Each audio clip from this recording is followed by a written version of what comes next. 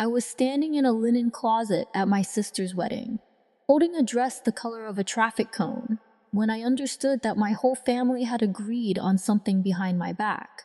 7 bridesmaids stood in the sunlit suite down the hall, slipping into identical lavender gowns, fitted floor-length, beautiful, and me, the eldest sister, they'd handed a bright orange sack marked 2XL, 3 sizes too big.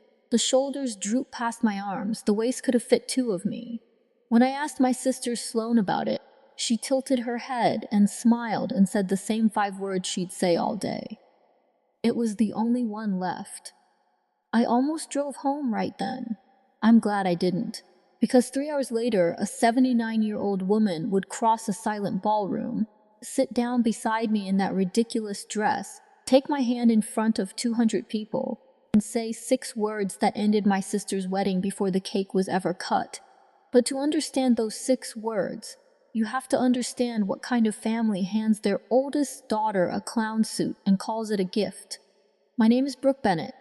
I'm 33, and I'm a structural engineer. I co-own a small firm in Raleigh that does commercial inspections and retrofit designs. Nothing glamorous, but it's mine.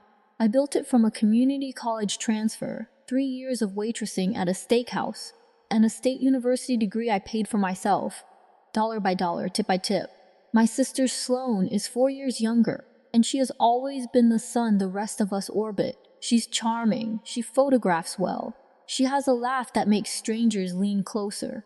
And that spring, she was marrying Daniel Whitlock, whose family owned half the vineyards in the Shenandoah Valley. Old Virginia money, the kind of family that names buildings after grandparents and keeps a land trust instead of a savings account. Daniel himself was decent, quiet. He opened doors, remembered names, and seemed genuinely baffled by how lucky he'd gotten. But the real center of gravity in that family was his grandmother, Margaret Whitlock. 79, small, silver-haired. Posture like a steel beam, and a pearl-handled cane she rested across her knees while she watched everything. My mother, Diane, had been planning this wedding like a general plans an invasion. Every centerpiece, every toast, every seat calibrated for maximum impression on the Whitlock side. I was in the bridal party for one reason only. Bride who doesn't invite her own sister raises questions. So I was in. Technically, I got the text 3 weeks out. Your bridesmaid is 8. Sloane wrote, no emoji, no warmth, just a slot number. 8 bridesmaids, 7 lavender gowns. The math had been decided before I ever SPP'd, and I was too tired to read it. I should tell you about my grandmother too, Ruth Draper. When she got sick, emphysema, then a stroke that took her left side. I was the one who moved in. I was 28, 2 years into my first engineering job, and I rearranged my entire life around her medications and her therapy appointments. 3 years I bathed her, I read to her. I held her hand on the nights she forgot where she was. Sloane visited twice. Once for Thanksgiving, once to get a loan co-signed. Gran died at 84 on a Tuesday with her hand in mine. I drove 4 hours to that wedding without complaining. Showing up is what I do. It's my best quality and my worst habit, and Sloane knew it. But I had no idea how bad it was about to get. I walked the orange dress back into the bridal suite. 7 women in monogrammed robes, champagne on ice, a ring light glowing. Sloane, this can't be right. It's 3 sizes too big. She didn't look up from her phone. It was the only one left, behind her. My Aunt Renee adjusted her own perfect sash. Stop being dramatic, Brooke. It's not about you. Nobody said a word in my defense. Not one of the 7. So I went back to the closet, pinned the waist with 2 safety pins, and stood in front of a mirror propped against a stack of folding chairs. I saw exactly what they wanted me to see. Someone who didn't belong. I found my mother in the hallway. Mom, the dress doesn't fit. Can we swap with one of the spares? There are 2 extra lavender gowns on the rack. She straightened, and her face went to that patient, closed expression she used when I asked for things as a child. Those are for emergencies. This is an emergency. Brooke, don't ruin your sister's day. You know how hard she's worked. She turned back to the flower girl. Just wear the dress. Nobody's looking at you anyway. 2 spare gowns, 10 feet away. One of them close to my size. I'd seen the tag. It was the only one left. Was a lie. I just didn't know yet how deep it ran. Then at cocktail hour, I found out. I was standing maybe 8 feet from Sloane when I heard her tell Daniel's great aunt. I put myself through school. Community college first, then state. Waitressing nights. Nobody handed me anything. Those were my words. That was my life. And the engineering, the great aunt asked. Structural engineering, Sloane said without blinking. Small firm stuff. But it's so rewarding to build something real. She was standing in a $5,000 gown telling strangers she was me. I went to her by the dessert table. You told her you put yourself through engineering school. You dropped out of Belmont after 3 semesters. She studied a macaron. Brooke, you're imagining things. Then, just loud enough for a Whitlock cousin to hear, she leaned in. This is why nobody takes you seriously. Look at you. She gestured at the orange dress, the safety pins, the bunched fabric, and walked away. She hadn't denied it. She'd redirected. She'd used the dress she chose for me to make me look unstable for noticing. That isn't carelessness. That's architecture. That night, standing alone by a boxwood hedge, I made a decision that would change everything. The decision wasn't revenge. Not yet. The decision was simpler and lonelier than that. I decided to stop pretending my family was something it wasn't. My mother cornered me near the coat check before I could leave. Fundraiser smile, locked jaw. The Whitlocks have certain expectations, she said. Sloane needed to present a certain picture, a self-made picture, and she told them about you too. Enough so they'd understand why you two aren't close. What did she tell them about me? That you've struggled, that you have difficulties. She said the word. Issues. The way you'd say. Termites. Something unfortunate, best handled quietly. Mom, I own a company. I have a professional license. And nobody here needs to know that. Behave, Brooke. Don't be the reason this falls apart. She walked back toward the ballroom, and I leaned against a column and stared at the ceiling. They hadn't just excluded me from the photos, they'd rewritten me. I was the cover story, the troubled sister, the excuse. The reason Sloane could claim a life she never lived. The orange dress wasn't a mistake. It was a costume. Then Daniel, kind, decent Daniel, sat down across from me at my table by the kitchen door and thanked me for coming, considering everything. He squeezed my hand. He told me not to take the seating personally. He said Sloane warned them I might be sensitive. He meant it gently. He was a good man, repeating a lie he'd been fed like dinner. And then I found a phone under my chair. My mother's phone, left behind when she moved to the head table. A notification lit the screen.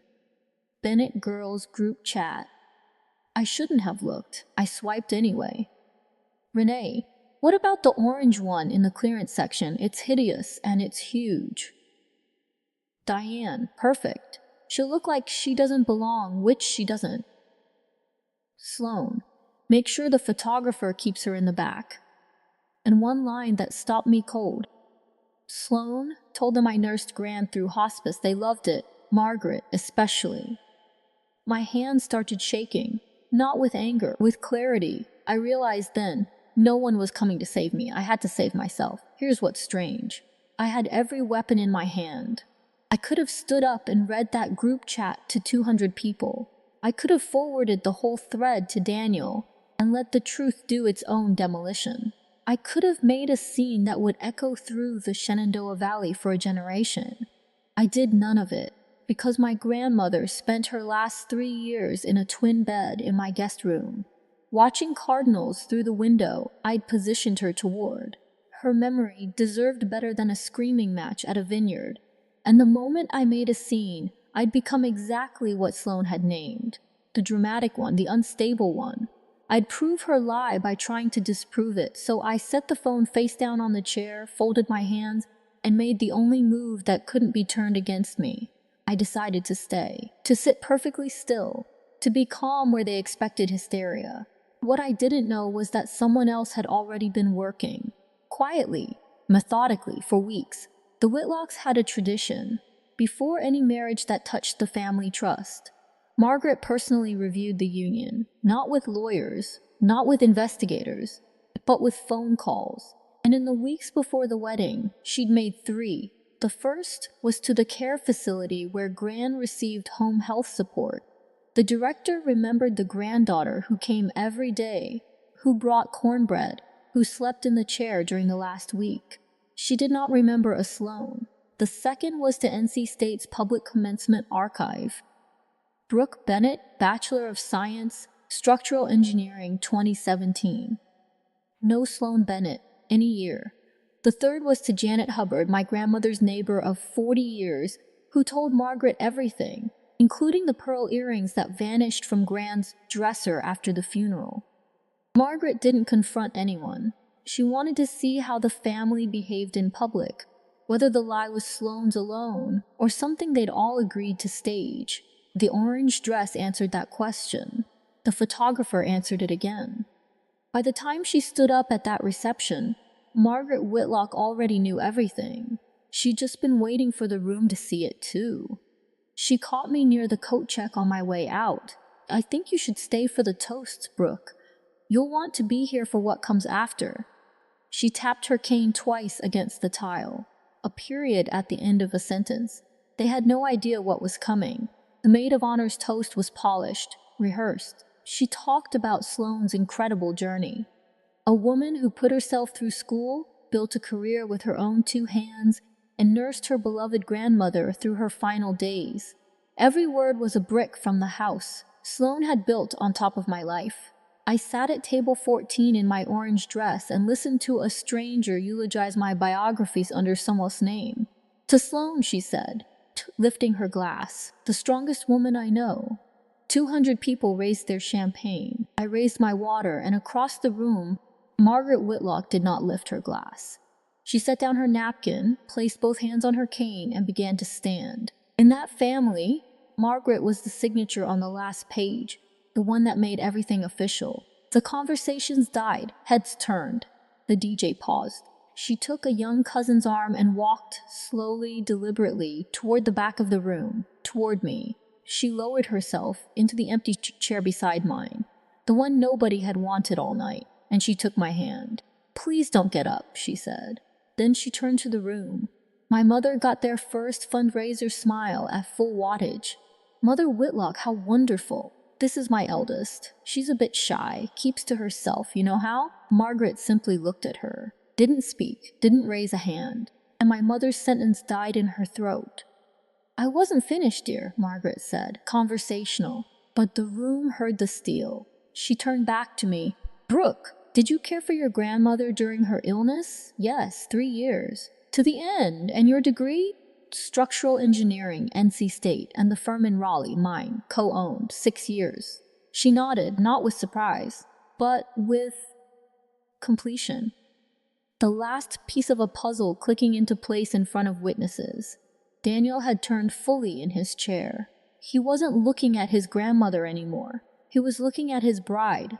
"Sloane told us she built that firm," he said to the heir. "She told us she nursed her grandmother." "She told you a great many things, Daniel," Margaret said quietly. "I made 3 phone calls before this wedding. I spoke with the director of your grandmother's care facility. I spoke with the alumni office at NC State. And I spoke with your mother's neighbor of 40 years, Janet Hubbard. The names landed like stones in still water." Sloane laughed, bright, dismissive. "Okay, this is ridiculous. His grandmother is confused. She's 79. The temperature in the room dropped 10 degrees. Every Whitlock there had just heard the bride call their matriarch confused. Margaret didn't flinch. She turned to me, still holding my hand, and said 6 words at perfectly normal volume. "You're not the sister she described." And then the room went completely silent. "The woman in this dress is Brooke Bennett," Margaret continued. "She put herself through college waiting tables, and she spent 3 years caring for her grandmother, until Ruth passed in Brooke's guest bedroom, holding Brooke's hand. Your bride told us she did things. I'm afraid none of it was true." Then, gently, almost apologetically, "I also know about the debts."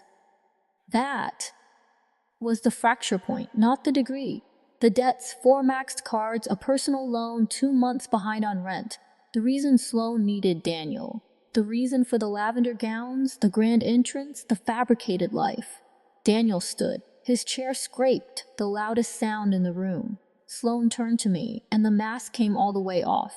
This was supposed to be my day.